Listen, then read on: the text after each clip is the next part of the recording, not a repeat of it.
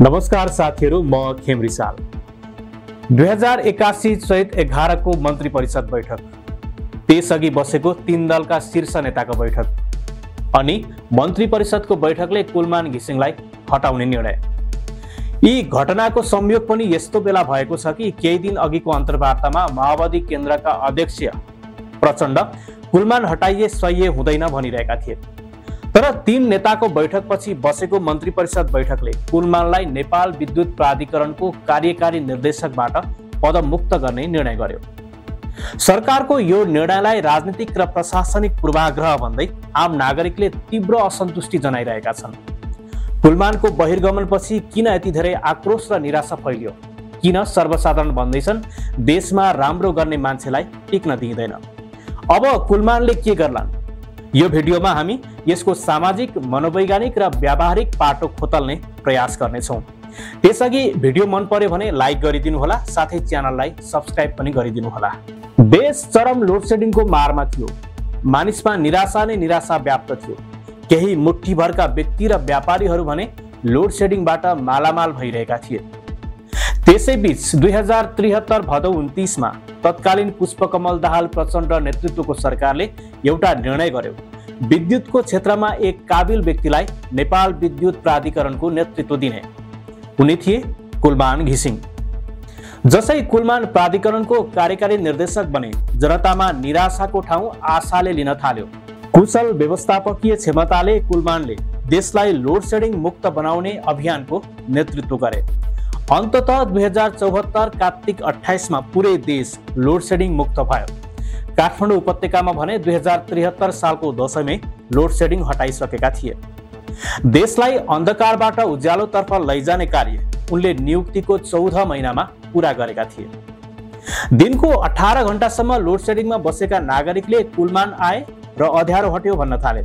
उनी केवल एक कर्मचारी मात्रै थिएनन्, आम नेपालीका आशाको प्रतीक बनेर आएका थिए। उनको पहिलो कार्यकाल 2077 भदौ 28 मा सकिएको थियो। त्यसपछि तत्कालीन केपी शर्मा ओली नेतृत्वको सरकारले हितेन्द्र देव साक्यलाई प्राधिकरणको कार्यकारी निर्देशक नियुक्त गर्यो। सर्वसाधारण भने कुलमानलाई निरन्तरता दिनुपर्ने जोरदार माग गरिरहेका थिए। केही समयमा ओली सरकार ढल्यो र त्यसपछि शेरबहादुर देउवा प्रधानमन्त्री बने। सत्ता सहयात्री माओवादी केन्द्रको भागमा ऊर्जा मन्त्रालय पर्यो। मन्त्री बनिन् पम्फा भुसाल। त्यसपछि फेरि कुलमानलाई अर्को 4 वर्षका लागि कार्यकारी निर्देशक बनाइयो। कुलमानले सहजतापूर्वक काम गर्दै गए। 2079 को आम निर्वाचनपछि प्रचण्ड फेरि प्रधानमन्त्री बने। आफूलाई पहिलो पटक प्राधिकरणको नेतृत्वमा ल्याएका प्रचण्ड नेतृत्वको सरकारसँग काम गर्न कुलमानलाई असहज हुने कुरै भएन। जब 2081 असार 30 मा कांग्रेस एमाले गठबन्धनबाट केपी शर्मा ओली प्रधानमन्त्री भए र उनको क्याबिनेटमा दीपक खड्का ऊर्जा मन्त्री बनेर आए, त्यसबाट भने कुलमानमाथि एकपछि अर्को सङ्कट आउन थाल्यो। अरू सहायक विषय भए पनि उद्योगीहरूबाट बिजुलीको बक्यौता उठाउने मूल मुद्दा थियो। यसमा मन्त्रीको स्वार्थ र कुलमानको एक्सन मिलेन। जसरी पनि बक्यौता उठाएरै छाड्ने कुलमानको अठोट थियो। उनलाई मन्त्रालयले पटक पटक स्पष्टीकरण सोध्यो। त्यति मात्र होइन, कार्य सम्पादनमा 0 नम्बर समेत दियो। ऊर्जा मन्त्री उनलाई जसरी पनि हटाउने योजनामा थिए, तर पब्लिक प्रेसर थेग्न नसक्ने देखिएकाले कुलमान हटाइहाल्न भने सरकार हच्किरहेको थियो। तर 2081 चैत 11 को मन्त्री परिषद बैठकले अन्ततः उनलाई बर्खास्त गरेरै छाड्यो।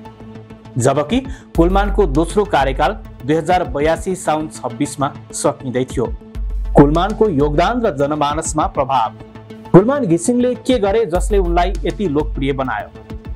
पहिलो, उनले लोडसेडिङ हटाए। यो कुनै जादु थिएन। उनले बिजुली चोरी रोके, व्यवस्थापन सुधारे र आयातित बिजुलीको सही उपयोग गरे।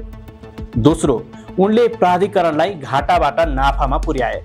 सन् 2016 मा 34 अर्ब घाटामा रहेको संस्था 2020 मा आइपुग्दा 11 अर्ब नाफामा गयो। यो सफलताले सर्वसाधारणमा एउटा विश्वास जन्मायो, देश बदल्न सकिन्छ। शहरदेखि गाउँसम्म मानिसहरूले उनलाई उज्यालो नेपालको नायकको संज्ञा दिन थाले। तर यो विश्वास केवल बिजुलीको उज्यालोमा सीमित थिएन, एउटा ठूलो आशाको कथा थियो जुन आम नागरिकले लामो समयदेखि खोजिरहेका थिए। बहिर्गमनपछि भड्किएको सामाजिक मनोविज्ञान। कुलमानको कार्यकाल नसकिँदै उनलाई अन्यायपूर्वक बर्खास्त गरेको खबरसँगै सामाजिक सञ्जालमा एउटा तुफान नै आयो। कुलमानलाई हटाइयो, फेरि अँध्यारो हुन्छ, राम्रो मान्छेलाई टिक्न दिएन। यो प्रतिक्रिया किन यति तीव्र भयो? मनोविज्ञानको लेन्सबाट हेर्दा कुलमान समाजका लागि हिरो थिए, जसले अराजकतामा सुव्यवस्था ल्याउँछन्। जब उनी पदबाट गए आम मानिसले नियन्त्रण हराएको अनुभूति गरे। यो केवल बिजुलीको कुरा थिएन, भविष्यप्रतिको आशाको समेत कुरा थियो। अर्कोतर्फ नेपालको लामो समयदेखिको अस्थिर सरकार, राजनीतिक खिचातानी, भ्रष्टाचार र अव्यवस्थाले आम नागरिकलाई यो सोच्न बाध्य बनायो कि कुलमानको बहिर्गमन पनि त्यही पुरानो नियतिको हिस्सा हो। तर के सधैँ यस्तै हुन्छ वा हामीले निराशा बोकेर बसेर गल्ती गरिरहेका छौँ? राम्रो मान्छेलाई टिक्न दिइँदैन। देशमा राम्रो गर्ने मान्छेलाई टिक्न दिइँदैन, यो भनाइ हाम्रो समाजमा यति गहिरोसँग गाडिएको छ कि इतिहास हेर्दा सुधारकहरूलाई बाधा पुर्याइएका थुप्रै उदाहरणहरू छन्। कुलमानको सन्दर्भमा पनि यस्तै भयो। उनको काम र सफलताले राजनीतिक स्वार्थ र नोकरशाहीको शक्ति संरचनालाई चुनौती दियो। बिजुली चोरी रोक्दा ठूला माफियाहरू रिसाए, नाफा देखाउँदा राजनीतिज्ञहरूलाई असहज भयो। अब के गर्लान् कुलमान? कुलमान प्राधिकरणबाट विदा भए, तर उनको यात्रा सकिएको छैन। ऊर्जा क्षेत्रमा उनको 20 वर्षभन्दा बढीको अनुभव र जनविश्वास छँदैछ। कतिपयले उनलाई राजनीतिमा आउनुपर्छ भन्छन्, किनकि प्राधिकरणको सफलतापूर्वक व्यवस्थापकीय नेतृत्व गरेका उनले राजनीतिक क्षेत्रमा पनि राम्रो गर्न सक्छन् र ठूलो परिवर्तन ल्याउन सक्छन्। कतिपयले भन्ने गरेका छन्, निजी क्षेत्रबाट जलविद्युत वा ऊर्जा परियोजनामा काम गर्नुपर्छ। कुलमानले सार्वजनिक रूपमा पनि भन्ने गरेका छन्, म ऊर्जा क्षेत्रमै केही गर्न चाहन्छु। यदि उनले नयाँ परियोजना सुरु गरे वा राजनीतिबाट व्यवस्था सुधारमा लागे भने के हुन्छ? उनको अर्को कदमले पनि हामीलाई अँध्यारोबाट उज्यालोतिर लैजाला। यसमा उनको मात्र होइन, हाम्रो पनि जिम्मेवारी रहन्छ। अन्त्यमा यति भन्न सकिन्छ, कुलमान घिसिङको बहिर्गमनले आम मानिसलाई निराश बनाएको छ। उनले जे गरे सबथोक गरे, आम मानिसमा आशाको सञ्चार जगाए। उनी एक्लैले मात्रै सबै गरेका होइनन्, राम्रो काम गरेका उनलाई हामीले पनि साथ दियौँ, होइन र? तर जाने बेला कुलमान जस्ता व्यक्तिलाई सरकारले सम्मान गरेर विदा गर्नुपर्नेमा गल हत्याएर निकाल्यो। तपाईलाई के लाग्छ? कुलमानको अर्को कदम के हुनुपर्छ? कमेन्ट बक्समा आफ्नो विचार राख्नुहोला। अनि च्यानललाई सब्स्क्राइब गरिदिनुहोला। भिडियो मन परेमा लाइक गरिदिनुहोला। अर्को भिडियोमा भेट्ने नै छौँ। नमस्ते।